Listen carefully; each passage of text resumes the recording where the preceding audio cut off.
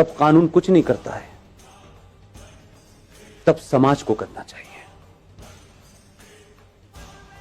Bharatiya Janata party का ठेका है क्या? आरएसएस का ठेका है सिर्फ कि वही सिटीजन अमेंडमेंट एक्ट पे निकलेगी? ये भारत के बाकी लोग जिनका आरएसएस से या बीजेपी से कोई संबंध नहीं है, वो क्या हाथ बांध के पीछे खड़े रहेंगे? फेसबुक पे बस बोलेंगे? वो खुद क्यों नहीं कुछ कर रहे? कोई रोक रहा है क्या आपको? अगर वो ऑर्गेनाइज कर रहे हैं तो उसमें भी आप जाके शामिल क्यों नहीं हो रहे? जो बीजेपी का है वो जाएगा क्योंकि वो कार्य करता है, उसको टिकट लेनी है, उसको कुछ बनना है, उसको कैरियर है, इसलिए वो जाएगा। लेकिन दूसरी तरफ क्या हो रहा है? अहले हदीस का भी आ गया है, बरेलवी का भी आ गया है, देवबंदी का भी आ गया है, सब बाहर आ गए। इस वक्त लड़ाई उनकी मुश्तरका है, इसलिए सब निकल के आ गए। लेकिन अभी भी आपकी लड़ाई है, समाजवादी वाला हिंदू क्यों जाएगा, वो क्यों नहीं जाएगा, इन जाएगा। वो एक ही पार्टी का काम है, एक पार्टी का काम नहीं है। ये citizen amendment bill Bharatiya Janata party का एजेंडा नहीं है। वो पॉलिटिक्स में है, उनकी पार्टी सत्ता में है, इसका मतलब नहीं सारा ठेका उन्हीं का है। मेरा और आपका जो उसका भारतीय जनता पार्टी से डायरेक्टली इनडायरेक्टली कोई संबंध नहीं है, लेकिन एक इस नागरिक के नाते, इस देश के एक समझदार, एक ईमानदार सिटीजन के नाते मेरी कोई भूमिका नहीं है। दंगे होंगे तो पुलिस रोकेगी, जुलूस निकालना होगा तो बीजेपी निकालेगी, हम सिर्फ जो है बैठे बैठे अपने लड़के को अमेरिका भेजने का रास्ता बताएंगे। ये नहीं चलेगा। एक संकट नहीं है, ये सिर्फ शुरुआत है जो बहुत दिन से रुकी हुई थी।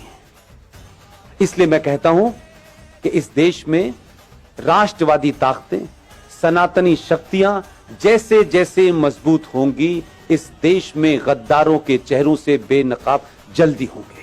लिहाजा अगर आप ये चाहते हैं, सरकारें आएंगी, सरकार चली जाएंगी, कोई पता नहीं है कौन कितने समय तक रहने वाला है। देश तो पहले भी चल रहा था, घिसट रहा था, कुछ अच्छा था, कुछ बुरा था, कुछ जीते कुछ हारे, ये सब चल रहा था।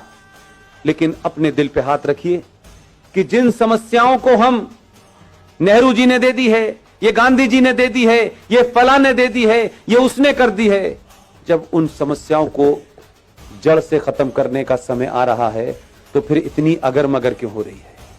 फिर इंतजार किसका हो रहा है? पहली बार इस देश में सरकार राष्ट्र के लिए काम कर रही है, तो समाज की जिम्मेदारी क्या है कि पूरी ताकत से खड़े हों और सरकार को यह भरोसा दिलाएं कि हम जो काम आप कर रहे हैं वो हमारे लिए शायद उसका तत्कालिक कोई फायदा हो ना हो, लेकिन आने वाली नस्लों के लिए होगा।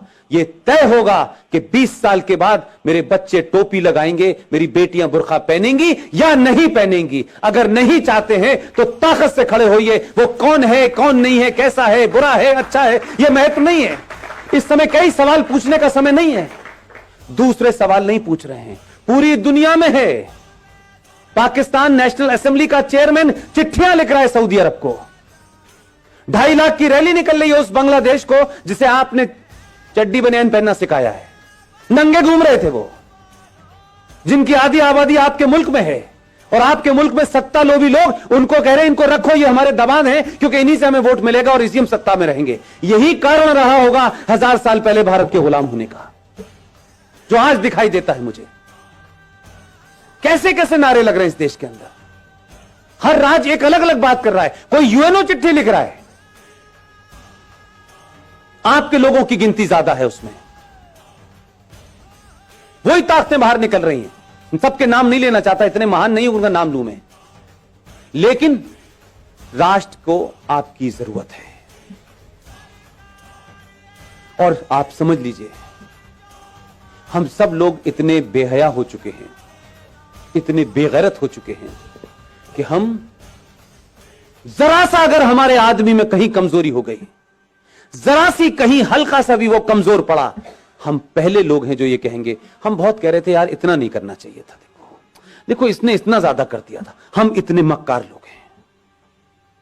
हम उसके बुरे वक्त में, क्योंकि ये उसका बुरा वक्त नहीं है, ये देश का और राष्ट्र का बुरा वक्त है। इस वक्त कुछ भी नहीं सोचना है मुझे, न मैं सोचना चाहता हूं, न मेरी कोई महत्वाकांक्षा है। हम अगर 5 लोगों को जगा सकते हैं तो 5 को जगाएं, क्योंकि हमारे यहां कुछ लोग सो नहीं रहे हैं, हमारे यहां जगे हुए लोग भी सोने का बहाना कर रहे हैं।